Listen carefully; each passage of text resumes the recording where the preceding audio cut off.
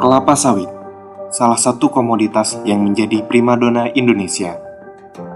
Berbagai produk olahan kelapa sawit digunakan untuk menunjang kebutuhan hidup masyarakat.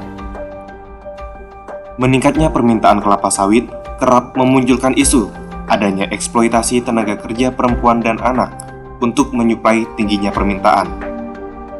Berdasarkan hal tersebut, riset ini muncul untuk mengetahui fakta yang terjadi di lapangan.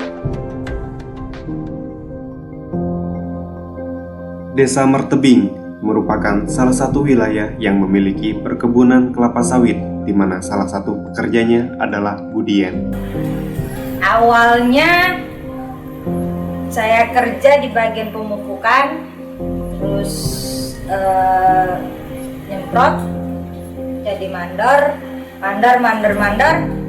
turun lagi jadi nyemprot, terus naik lagi jadi kerani buah, terus ya sekarang jadi nyemprot lagi.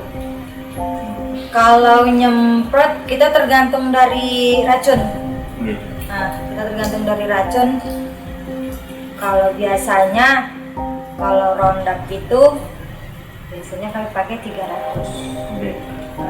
300. Kalau yang lain mungkin dosisnya itu mungkin tergantung dari apa ya, tergantung dari kondisi lapangannya. Kalau dia agak gimana gitu mungkin bisa kita tambahin.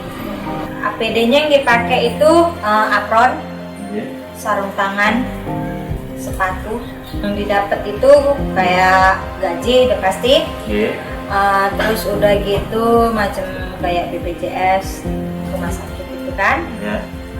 Itu dikasih beras, dikasih terus macam THR, bonus itu ada. Kalau masalah cuti hamil ada, dapat cuti macam kayak kita pekerja wanita, dia ada cuti HI, cuti menstruasi. Kalau HI itu di sini kita bilang HI, dia dapatnya 2 hari.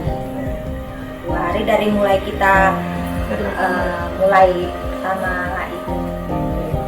Masalah cuti cuti hamil itu biasanya 3 bulan. Sebulan setengah sebelum melahirkan dan sebulan setengah sudah melahirkan. Cuti tahunan dapat itu kita sebanyak 12 hari. Beberapa fasilitas lain yang disediakan oleh perkebunan kelapa sawit ialah terdapat TPA atau tempat penitipan anak dan PAUD.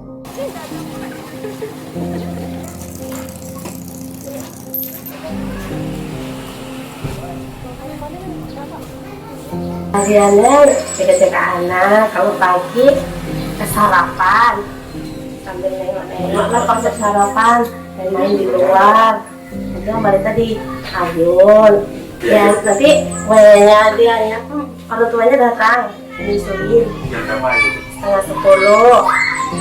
Jadi jam 12 datang lagi, udah jam 2 nanti baru dijemput mamanya.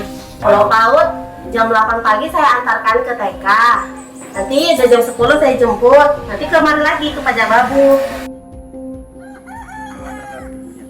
Manfaat PAUD sangat bermanfaat. Untuk apa? Untuk para karyawan yang ayah dan ibunya bekerja, di mana anaknya bisa langsung dititipkan tanpa pendidikan itu tak terputus.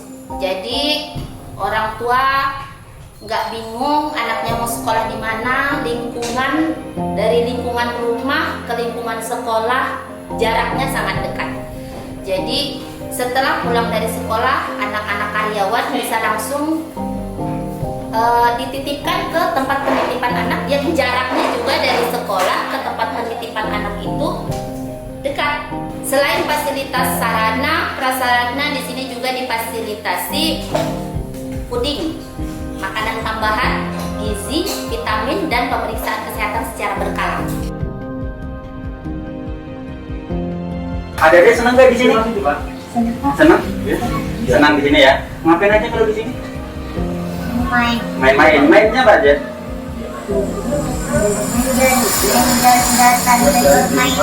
Main permainan gitu. Dikasih apa di sini? Kasih bubur, Terus sama susu, apa lagi? vitamin. Vitamin. Kalau buburnya Senin Kamis, susunya Selasa Jumat, vitaminnya setiap hari Rabu.